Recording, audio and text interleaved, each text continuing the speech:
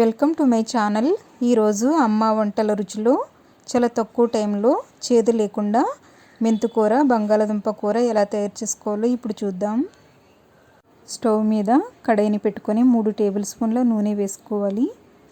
నూనె వేడైన తర్వాత 1 టీ స్పూన్ జీలకర్ర, 2 ఎండుమిరపకాయలను వేసుకొని లో ఫ్లేమ్లో కలుపుతూ వేయించుకోండి. ఇప్పుడు ఇందులో ఉడికించి తొక్కు తీసుకొని కట్ చేసుకున్నటువంటి బంగాళదుంపలు మీడియం సైజువి 2 తీసుకున్నాను.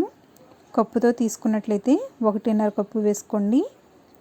1 నిమిషం పాటు కలుపుతూ వేయించుకోవాలి. తర్వాత 2 చిటికెల ఇంగువ, 1/2 టీ స్పూన్ పసుపు వేసుకొని బాగా మిక్స్ చేసుకున్న తర్వాత 1 కట్ట మెంతికూరను బాగా వాష్ చేసుకొని ఇలా తరిగుకొని వేసుకోవాలి. కప్పుతో అయితే 4 కప్పుల వరకు మెంతికూర ఉంటుంది. దీనిని 1 నిమిషం పాటు హై ఫ్లేమ్లో కలుపుతూ వేయించుకోవాలి. తరువాత మూత పెట్టుకొని లో ఫ్లేమ్లో 5 నిమిషాల పాటు మగ్గించుకోండి. ఇలా మగ్గించుకున్న తర్వాత ఇందులో 1 టీ స్పూన్ ధనియాల పొడి, తగినంత ఉప్పు, 1 లేదా 1.5 టీ స్పూన్ కారం, 1 టేబుల్ స్పూన్ శనగపిండి వేసి అంతా బాగా కలుపుకోవాలి. తరువాత ఇందులో 1/2 కప్పు వాటర్ని వేసుకొని బాగా కలుపుకున్న తర్వాత మూత పెట్టుకొని మీడియం ఫ్లేమ్లో 3 లేదా 5 నిమిషాల పాటు ఉడికించుకోండి.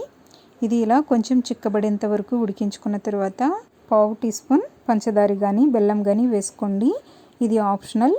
పంచదార వేయడం వల్ల చేదు అనేది లేకుండా టేస్ట్ చాలా బాగా వస్తుంది. ఇష్టం లేని వాళ్ళు వేసుకోకుండా కూడా తయారు చేసుకోవచ్చు. పంచదార కరిగేంత వరకు 1 నిమిషం పాటు ఉడికించుకున్న తర్వాత స్టవ్ ఆఫ్ చేసుకుని సర్వింగ్ బౌల్లోకి తీసుకుందాం. చేదు లేకుండా ఎంతో రుచికరమైన బంగాళదుంప మెంతికూర రెడీ అయ్యింది. దీనిని రైస్తో కానీ రోటీతో కానీ లేదా పుల్కాతో కానీ తినొచ్చు. మీరు కూడా ఇదే విధంగా తయారు చేసుకోండి, చాలా బాగా వస్తుంది.